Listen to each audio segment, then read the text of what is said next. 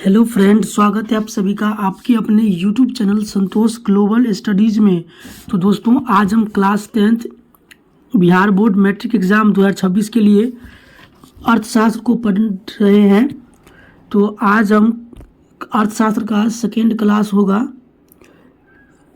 इससे पहले हम कल की वीडियो में इस इकाई 1 का हम टॉपिक 1 डिस्कस कर चुके हैं, तो आप इससे पहले वाले वीडियो जाकर देख सकते हैं।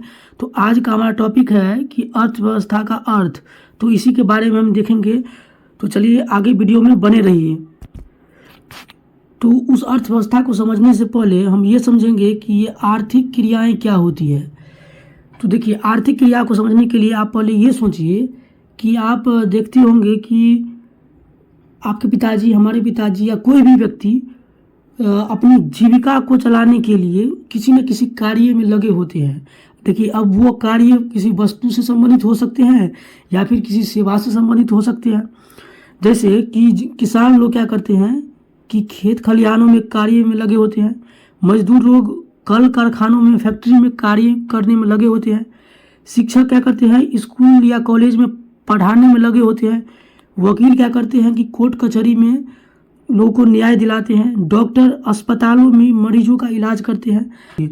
तो वे लोग जिन कार्यों में लगे होते हैं और उनसे उसे पैसा प्राप्त होता है, आय प्राप्त होता है, तब उस क्रिया को, उस कार्य को हम लोग कहेंगे कि वो आर्थिक कार्य कर रहे हैं। तो वही परिभाषा लिखा हुआ है कि हमारी वे सभी क्रियाएं, यानी हम जितना भी कार्य कर रहे हैं और उन कार्यों से हमें आय प्राप्त होता है, तो उन क्रियाओं को हम आर्थिक क्रिया कहेंगे। जैसे कि आप यहाँ पर देख ही चुके हैं। चलिए आगे हम देखते हैं। यहाँ पर लिखा है कि सभी लोग धन कमाने के उद्देश्य से विभिन्न आर्थिक क्रियाओं में लगे होते हैं, जिससे उनके परिवारों के सदस्य की आवश्यकताएं पूरी हो सके। वही बात मैंने अभी आपको बताया कि सभी लोग क्या करते हैं कि धन कमाने के उद्देश्य से, पैसे कमाने के उद्देश्य से वो अपनी विभिन्न आर्थिक क्रियाओं में लगे होते हैं, ताकि उनके परिवार के सदस्य की जो भी आवश्यकताएं हों वो पूरी हो सके। तो अब हम लोग नेक्स्ट, जो हमारा मेन टॉपिक था आज का, अर्थव्यवस्था, इसके बारे में हम पढ़ते हैं। तो वैसे तो इसके बारे में हम थोड़ा बहुत कल पढ़ चुके हैं, लेकिन आज डिटेल में पढ़ेंगे। तो चलिए हम अर्थव्यवस्था को कुछ स्ट्रक्चर के माध्यम से समझ लेते हैं। मान लीजिए कि कोई भी वस्तु हो सकता है कि आप जितना भी वस्तु का उपयोग करते हैं, वो वस्तु कहीं न कहीं उस वस्तु का उत्पादन हो रहा होगा, और उत्पादन होने के बाद उस वस्तु का वितरण होता है, यानी विभिन्न जगह पहुंचाया जाता है। और उसके बाद लोग क्या करते हैं कि उसका उपभोग करते हैं, यानी उसका उपयोग करते हैं। तो आपने क्या देखा कि सबसे पहले किसी वस्तु का उत्पादन होता है, फिर उसका वितरण होता है, यानी विभिन्न जगह पहुंचाया जाता है, और फिर उसका उपभोग होता है। या मान लीजिए इसी प्रकार से कोई सेवा है कि उस सेवा का मान लीजिए उत्पादन होता है, फिर लोग उसका उपभोग करते हैं। तो यहाँ पर आप ये देख रहे हैं कि एक सिस्टम बना हुआ है, एक स्ट्रक्चर है कि वस्तु का उत्पादन होना या सेवा का उत्पादन होना, फिर उसका वितरण होना, और फिर उसका उपभोग होना, यानी एक तरह का सिस्टम बना हुआ है। तो और इस सिस्टम में कोई न कोई व्यक्ति कार्य करते हैं और उन्हें क्या मिलता है, तो वो लोग आर्थिक क्रिया करते हैं, यानी कि जिससे उन लोगों को पैसा मिलता है। तो आपने क्या समझा कि तो अर्थव्यवस्था में होता यही है कि अर्थव्यवस्था एक सिस्टम है। कैसा सिस्टम है कि एक ऐसा सिस्टम है जिसमें किसी वस्तु का उत्पादन होता है या किसी सेवा का उत्पादन होता है, फिर उसका वितरण होता है, और फिर उसका उपभोग होता है।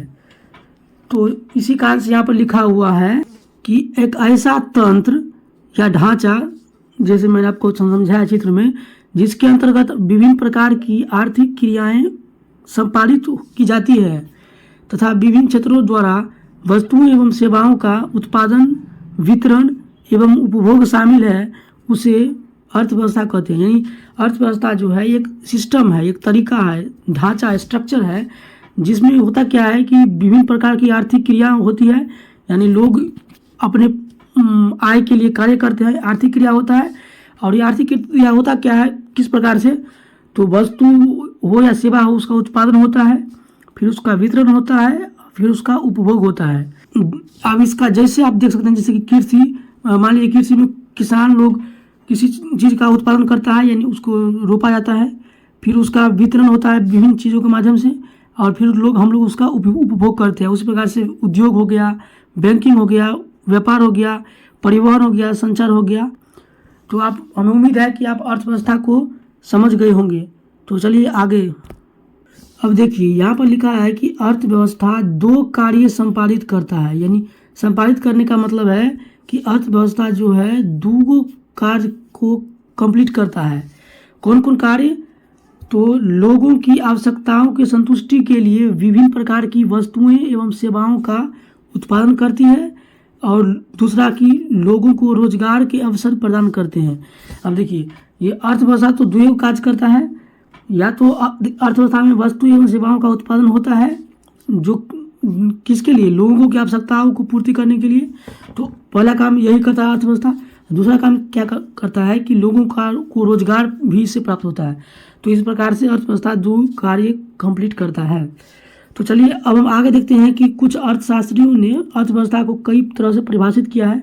अभी जो मैंने आपको परिभाषा बताया वो अर्थव्यवस्था का परिभाषा ही था, लेकिन कुछ अर्थशास्त्री हैं जो अपने हिसाब से कुछ परिभाषा बताए हैं, उसी को भी हम देख लेते हैं। एक अर्थशास्त्री है आर्थर लेविस। कौन है, आर्थर लेविस। इन्होंने बताया है अर्थव्यवस्था की परिभाषा को कुछ इस प्रकार से कि अर्थव्यवस्था का अर्थ किसी राष्ट्र के संपूर्ण व्यवहार से होता है जिसके आधार पर मानवीय आवश्यकताओं की संतुष्टि के लिए वह अपने संसाधनों का प्रयोग करता है। अब देखिए अब हम आपको इसका अर्थ बताते हैं, इसका मतलब क्या है। देखिए यहाँ पर है कि अर्थव्यवस्था का अर्थ इन्होंने इस रूप में बताया है कि किसी राष्ट्र के संपूर्ण व्यवहार से होता है, यानी अर्थव्यवस्था का जो अर्थ है वो किसी राष्ट्र के संपूर्ण व्यवहार से होता है। देखिए किसी राष्ट्र यानी कि देश, किसी देश के संपूर्ण व्यवहार करने का मतलब है कि उस राष्ट्र के लोगों का जो विचार है, जो भावना है या कार्य करने का जो तरीका है, उसी को हम बोलते हैं उस राष्ट्र का संपूर्ण व्यवहार।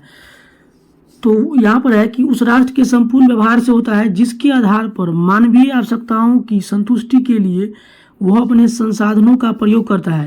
यानी किसी भी राष्ट्र के पास जिस तरह का संस्कार होगा, तरीका होगा, बात करने का जो शैली होगा, तो उसी पर आधार पर न वो मानव की आवश्यकता को पूरा करने के लिए वो वस्तुओं या सेवा का उत्पादन करेगा। मतलब उसके पास जिस तरह का या जैसा भी संसाधन रहेगा उस संसाधन का उपयोग करके वो मानव की आवश्यकता को पूर्ति करने के लिए वस्तु या सेवा का उत्पादन करेगा। तो वही बात यहाँ पर लिखा हुआ है। चलिए नेक्स्ट अर्थशास्त्री ने क्या कहा उसे देख लेते हैं। एक और अर्थशास्त्री है ब्राउन। इन्होंने अर्थव्यवस्था को किस प्रकार से परिभाषित किया है उसको देख लीजिए। इन्होंने क्या कहा है कि अर्थव्यवस्था आजीविका अर्जन की एक प्रणाली है। देखिए आजीविका का मतलब होता है रोजगार, धंधा या रोजी रोटी, और अर्जन का मतलब होता है कमाना, और प्रणाली का मतलब होता है सिस्टम या एक तरीका। यानी इन्होंने ये कहा है कि जो आजीविका अर्जन करने की यानी रोजगार को कमाने की एक तरीका है, कौन, अर्थव्यवस्था। यानी अर्थव्यवस्था लोगों के कमाने का एक जरिया है। ये बात इन्होंने कहा है, अर्थव्यवस्था की परिभाषा को इस प्रकार से बताया है। अब देखिए इन्होंने ही इसी बात को दूसरे शब्द में भी बताया है, यानी दूसरे तरीका से हम कह सकते हैं कि बताया है। ये बोले हैं कि अर्थव्यवस्था आर्थिक क्रियाओं का एक ऐसा संगठन है जिसके अंतर्गत लोग कार्य करके अपनी आजीविका चलाते हैं। यानी इसका इस लाइन का मतलब है कि अर्थव्यवस्था आर्थिक क्रिया का एक संगठन है। आर्थिक क्रिया यानी रुपया पैसा प्राप्त करने का जो क्रिया है उस क्रिया का एक संगठन है, समूह है, और इसी समूह के द्वारा इसी समूह के अंतर्गत लोग कार्य करके, परिश्रम करके, मेहनत करके अपनी आजीविका चलाते हैं, यानी अपना दिन दुनिया चलाते हैं। ठीक है, देखिए और ये क्या किया है कि संक्षिप्त में भी इसी परिभाषा को बताया है। संक्षिप्त में ये क्या बताया है कि अर्थव्यवस्था समाज की सभी आर्थिक क्रियाओं का योग है। यानी समाज में जितना भी आर्थिक क्रिया होता है, यानी रुपया पैसा से रिलेटेड कार्य यानी कि जिनसे हमको रुपया पैसा मिलता है, तो उन सभी आर्थिक क्रियाओं का योग है अर्थव्यवस्था। यानी हम अगर सब आर्थिक क्रिया का योग कर देंगे तो वो अर्थव्यवस्था ही कहलाएगा। तो हमें उम्मीद है कि आपको ये वीडियो समझ में आया होगा। इसका पार्ट 3 कल आएगा। अगर आपको समझ में आया है और अच्छा लगा है तो चैनल को सब्सक्राइब कर लीजिए और अपने बोर्ड एग्जाम की तैयारी अच्छे से कीजिए। धन्यवाद।